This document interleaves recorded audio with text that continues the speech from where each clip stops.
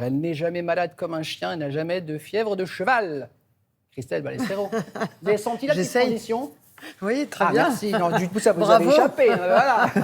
Allez, vous allez répondre aux questions, évidemment, de nos téléspectateurs. Christelle, concernant la santé et la nutrition, beaucoup de questions autour des nitrites, c'est normal. Ce matin, alors une question de Charles de Dunkerque. Regardez, on a beaucoup parlé des nitrites depuis 2 jours.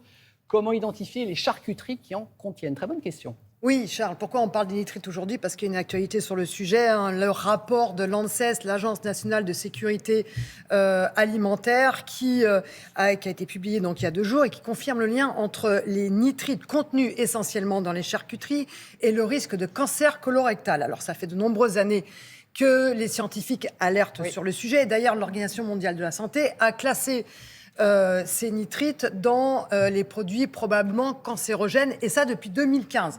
Sauf que ce rapport va faire bouger un peu les choses, puisque le gouvernement a annoncé dans la foulée qu'à partir de septembre, on va avoir un plan qui va viser à diminuer l'utilisation enfin de ces nitrites dans les charcuteries. Alors comment les identifier ? Eh bien, il faut aller sur la liste des ingrédients de votre charcuterie, puisque c'est principalement dans la charcuterie qu'on les trouve.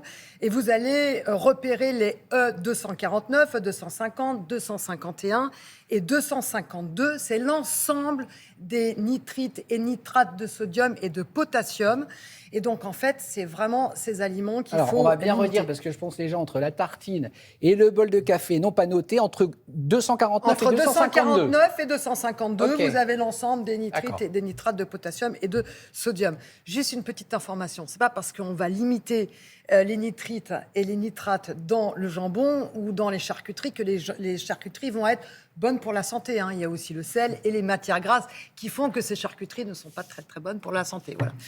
Mais il y a souvent un argument maintenant, vous voyez, c'est marqué sans nitrite. Absolument. C'est ça, c'est marqué c'est sans bien un nitrite. argument marketing. Ça devient un argument marketing et c'est pas forcément une réalité. Mais bon. Question d'Edith de Strasbourg. Je suis très étonné de découvrir que mon jambon bio contient aussi des nitrites. Comment est-ce possible ? Eh bien, parce que c'est la réglementation. Il est tout à fait possible d'avoir des nitrites dans les jambons bio, puisque ça répond à un cahier des charges très précis. C'est des meilleures conditions d'élevage, une alimentation biologique et sans OGM, et un recours très limité aux médicaments et aux antibiotiques. Mais on peut avoir effectivement des nitrites, un ajout de nitrites ou de nitrates dans les jambons bio. En revanche, la dose est divisée par 2.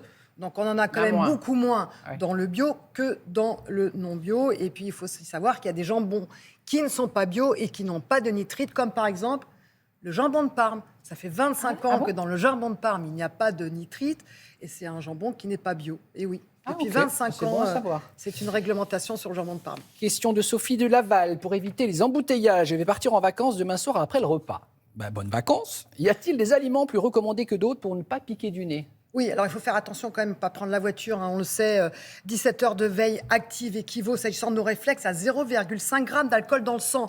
Il y a 8 fois plus de risque d'accident en cas de somnolence, et un accident sur 3 est mortel, je veux dire, est dû à la somnolence. Donc, on ne prend pas la route, mais c'est vrai qu'il y a certains aliments qui peuvent nous aider à rester vigilants, comme par exemple les protéines. Si on mange un steak, du poisson, des œufs, eh bien, on sait maintenant que ça nous permet d'être plus vigilants, d'être moins sensibles à la fatigue. Donc, en revanche, on mange ce qui est en vert. Exactement. La viande, volaille, poisson, œufs. En revanche, les glucides, eh bien, eux vont vous plonger un peu plus dans la somnolence et vers la fatigue. Les pâtes, le pain, le riz, les pommes de terre, attention, parce qu'en fait, ils vont provoquer une hausse de sucre et après une production de sérotonine. Vous allez vous sentir un petit peu fatigué et aller vers la somnolence. Attention. Donc, on limite les purées avant le départ. On limite la purée. Oui, les purées, les frites, les il faut arriver sur place terre. en vacances. Ouais, c'est ça. Merci beaucoup, Christelle.